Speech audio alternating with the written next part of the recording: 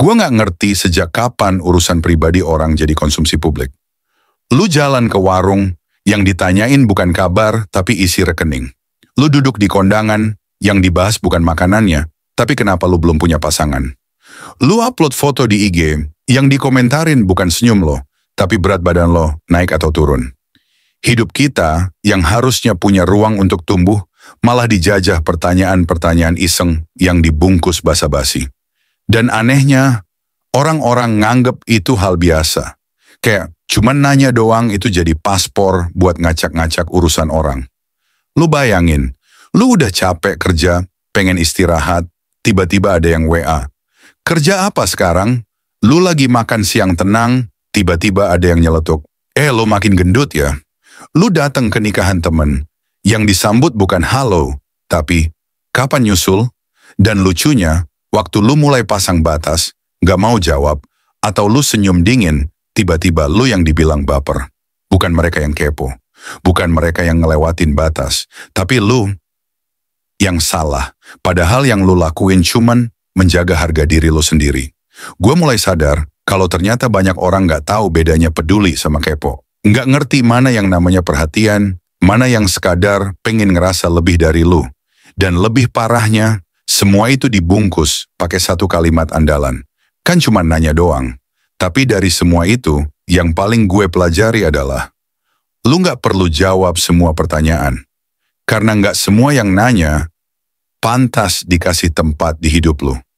Ada momen dalam hidup, di mana orang lebih peduli kenapa lu belum punya pasangan, daripada gimana mental lu hari ini. Pertanyaan pertama, klasik banget, kapan nikah? Dan lu bisa jawab gini, nikah itu bukan ujian nasional yang semua orang harus lulus bareng. Nikah itu keputusan, bukan deadline. Jadi kalau belum waktunya, bukan berarti gue gagal. Berarti gue lagi fokus nyiapin hidup. Bukan sekadar resepsi. Tapi umur lu udah segini, kalimat lanjutan yang sering disisipin. Dan lu jawab aja, ya umur gue emang segini. Tapi kedewasaan gak muncul dari cincin kawin. Kadang yang udah nikah pun masih main hati kayak bocah SMP. Terus di antara suapan makanan kondangan, ada lagi yang bilang, kapan nyusul?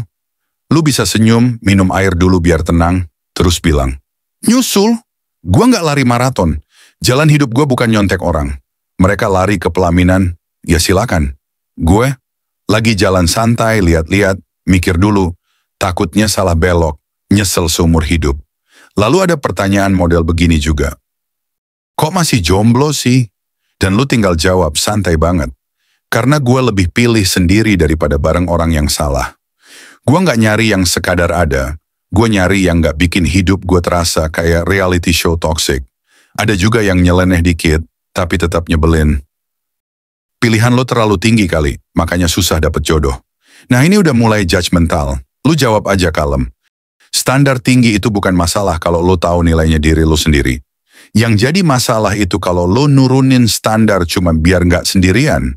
Terus akhirnya nyesel bareng orang yang nggak ngerti cara menghargai lo. Paling lucu pas ada yang bilang, jangan terlalu milih, umur lo nggak muda lagi. Dan di sini, lo jawab dengan nada slow tapi dalam. Justru karena umur gue nggak muda, makanya gue nggak sembarangan milih. Gue udah nggak ada waktu buat drama dan healing karena salah orang. Dan dari sekian banyak pertanyaan soal hubungan, gue sadar satu hal. Banyak orang lebih pengen lo menikah cepat daripada menikah sehat. Buat mereka, status lebih penting dari kondisi. Yang penting lo kelihatan settled, meskipun lo sebenarnya lagi struggle tiap hari. Makanya, dari semua pertanyaan soal pasangan, satu-satunya jawaban yang paling elegan adalah, gue lebih pilih hidup damai sendirian, daripada bareng orang yang bikin mental gue pelan-pelan mati.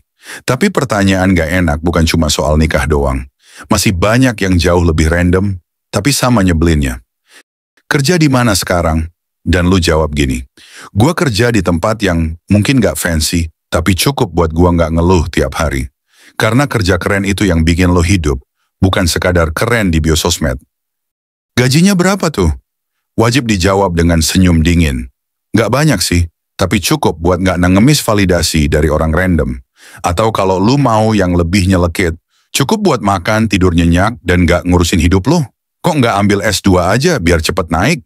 Santai aja, gue lagi S3, sabar, syukur, stoik. Udah punya rumah belum?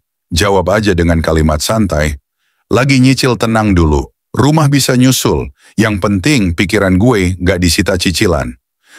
Masih ngontrak? Tahan emosi dan jawab gini.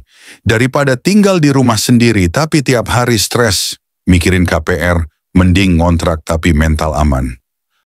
Lu gak pengen beli mobil? Bilang aja, gue lebih pengen gak kepikiran utang. Jalan kaki juga sehat, gak bikin ribet parkir. Lanjut ke pertanyaan soal fisik. Lu kok makin kurus sih? Atau, wah gendutan ya? Dan lu bisa jawab dengan senyum tipis. Tenang, badan gue berubah sesuai isi hidup gue. Lu juga harusnya begitu, bukan isi kepala orang lain. Jerawatan ya sekarang? Senyum, terus jawab. Jerawat bisa hilang, mulut nyinyir lo kapan? Lu sakit? Enggak sih, cuma capek pura-pura kuat tiap dengar omongan kayak gini. Dan bagian paling sensitif. Orang tua lo kerja apa? Lu bisa jawab tegas, mereka kerja keras, dan cukup mulia buat gue berdiri hari ini tanpa rasa malu. Anak tunggal ya? Atau anak keberapa? Kalau lo udah risih, lo cukup jawab, yang penting bukan urutan lahir, tapi urutan akhlak. Keluarga lo broken home ya? Ini udah kelewatan, tapi lo bisa jawab elegan. Yang broken itu bukan rumahnya, yang rusak itu pola pikir lo yang gak ngerti empati. Kenapa putus?